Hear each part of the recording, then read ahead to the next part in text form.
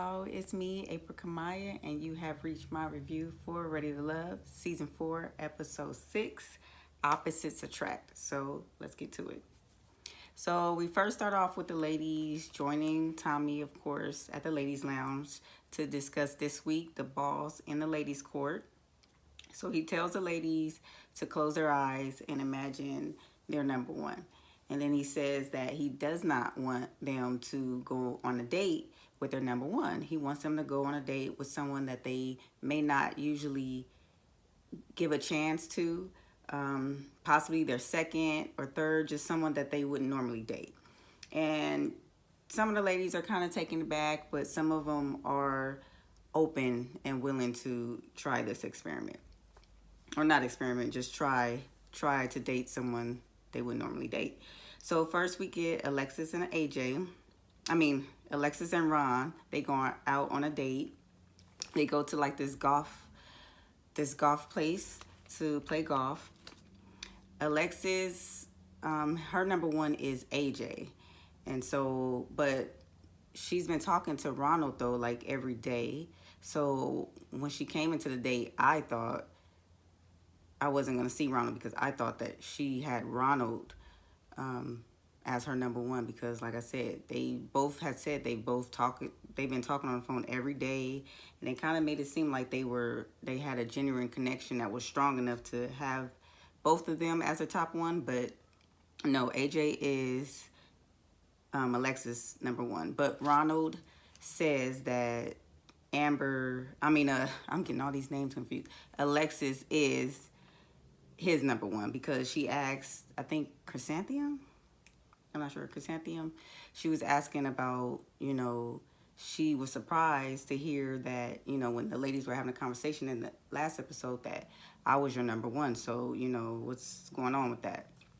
And basically, Ronald explained his way out of that and basically had told her that she's still his number one. So, Ronald's not her number one, but she's still his number one, which is kind of weird because I feel like with Alexis, she wants all the men to like give her attention, and kind of, I feel like she wants the ball in her court. Like she wants 3 or 4 guys to have her as a number one, but ultimately she wants to choose, and I think she's kind of playing a game. I really do think she's playing a game to make it to the end. So she's going to have connections with 3 or 4 people so that she can continue to go along, because I really don't think she's looking for love, to be honest with you. Because she made another comment about, when he was standing behind her, oh, I like the way, you hold me. And it's like every episode she's got to throw in a sexual innuendo somehow. Some people might not think that was anything sexual, but what I'm saying is she's always throwing out something like a touch, the way you talk to me, the way you make me feel in like sort of a sexual way. Like she's sexually frustrated. Like that's how she comes off to me. So she's obviously giving me a vibe that she's sexually frustrated because of certain stuff that she says. So we move on from that date. We move on to Amber and AJ. So Amber chooses AJ. Her number one is Chris. She says she hasn't really talked to him. Don't really know anything about her, and vice versa. He doesn't know anything really about Amber. They haven't really got to know each other. She thinks he's arrogant, a player. She also thinks he hasn't really put in the effort to get to know her. So, like she said, she's going to match energy. If you're not putting in the effort, then I'm not going to put in the effort as well. And AJ understood that, he feels like, maybe I haven't been putting in the work, and maybe I got to, do something, because like he says, people going from top to bottom and leaving elimination. So he knows that he has to probably put in more of an effort, not only with Amber, but just the girls in general. So we get this date with Chrysanthemum and Chris. Yeah, I don't know what to say about this date. This date was a bore. Nothing really happened. They're not really feeling each other, y'all. Chris has said in the past that he's tried to talk to Chrysanthemum and he really didn't get no response. So he just washed his hands and just moved on, which most people do. So he was even surprised that, she asked him for this date. But it's obvious that they really don't. It's not that they don't like each other, but romantically, there's no romance there. They discussed a little bit about, family life. Chris talked about his dad not acknowledging him, even when his dad died. He didn't feel anything. Chrysanthemum talked about her mom and how she never gave her any affection. So basically, her affection is knowing that she's taken care of. So to me, the way she acts, Chrysanthemum, is a kind of a reflection of the mom. Like, she takes money as love, because when I think it was like a couple episodes ago, when she was with Ron, and I was given that vibe, like she just wants someone to take care of her, even though, like, you can see, like, she's not very, like, I'm not gonna say feminine, because she's very beautiful, but she's very, like, closed off, seems like, very sheltered. And she just kind of always lays out what she wants, but it's like, what are you giving?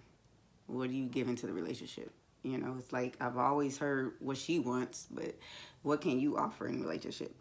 So, but anyway, that date was a bust. Nothing happened with them, so they probably won't be dating each other or going on any other dates. So yeah, we're gonna move on from that. Amber and Joel go on a dinner date, very cute. Talked a little bit about Joel's situation. He's an older man. He has kids. He asked Amber, how does she feel about that? She said, she doesn't mind. She loves kids. She kind of has an old soul, which I can kind of feel from her, which is understandable, because remember, she is a DA. So yeah, she's what, only like 30. So yeah, she has to be quick and sharp, and probably older in the mind as well. So I can kind of see how they vibe.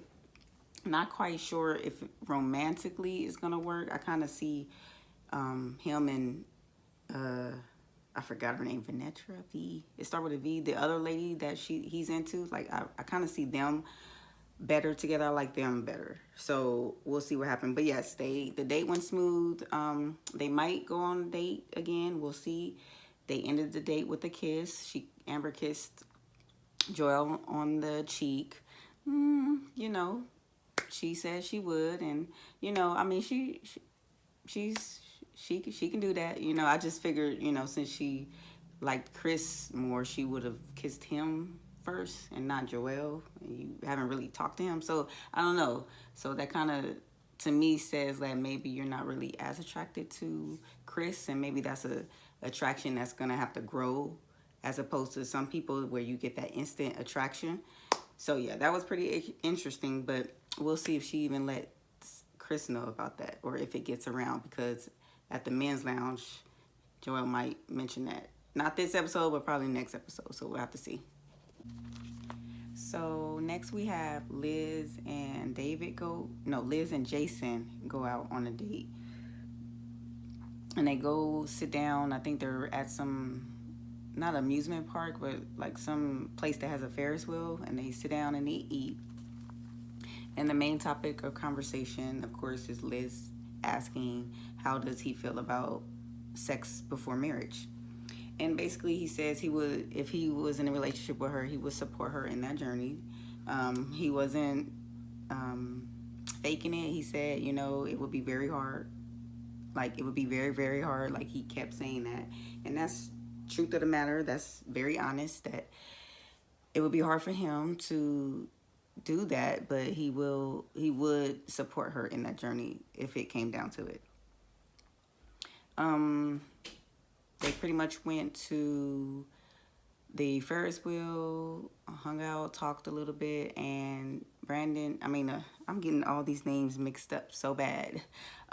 Jason ends up kissing Liz on the lips, and she said she was taken back. I was actually taken back, because I'm like, okay, like, I didn't see that their chemistry was that strong to get a kiss.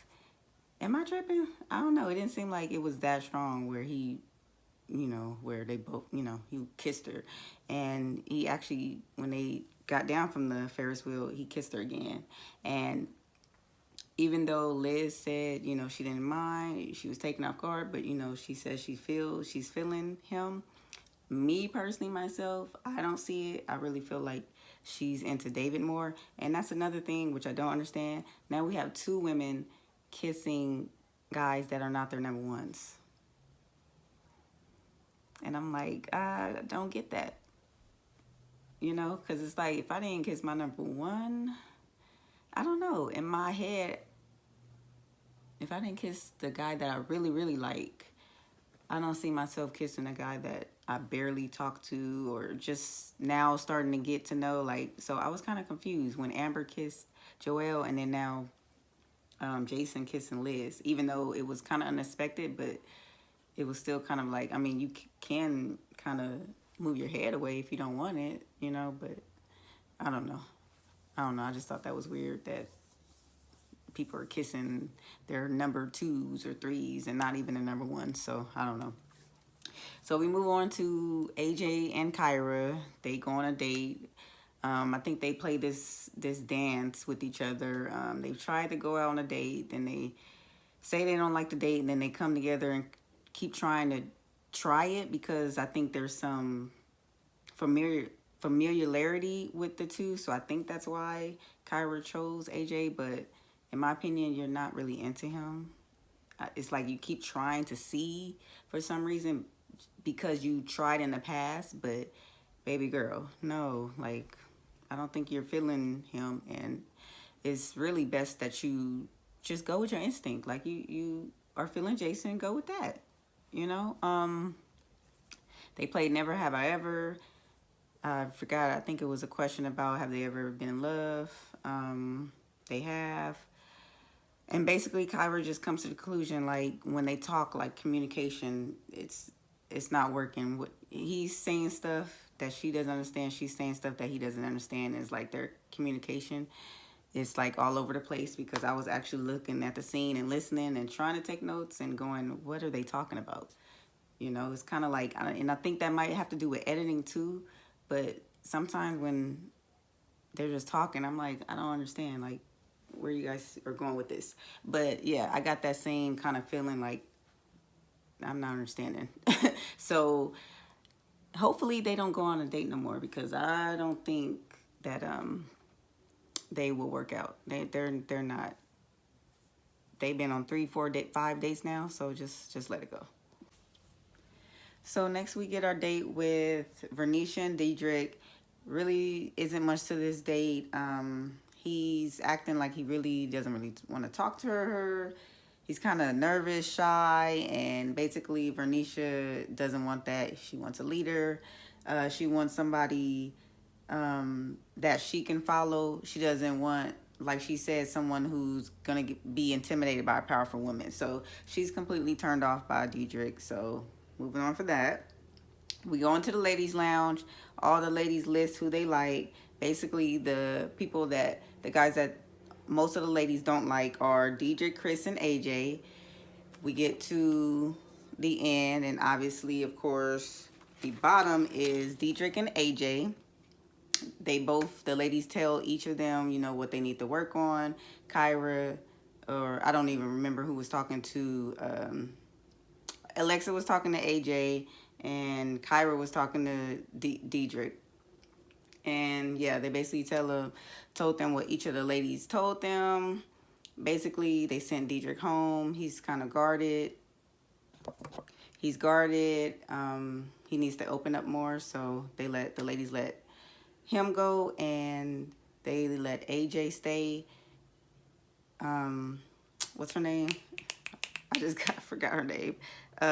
Alexis told him like he needs to work on, you know, pretty much showing his declaration on who he wants to be with, and especially with her. And she's getting on my nerves because she wants all the guys for her to be the number one, but she doesn't give the same back. So, you know, in the ladies' lounge, you were just saying that AJ was in your bottom because you saw that all the ladies had put him in the bottom.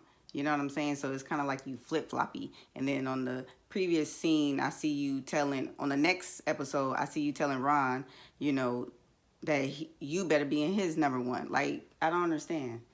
Everyone has to be your number one, but you don't have to put no effort. You know what I'm saying? Like, she just pretty much playing a game, and she's making it so obvious that it's getting on my nerves, and I hope they vote her out the next episode. But anyway, we're not talking about that. That was my review for Ready to Love. Make sure you like, comment, and subscribe to my channel. And I will see you in the next episode, you guys. All right. See you guys later. Bye.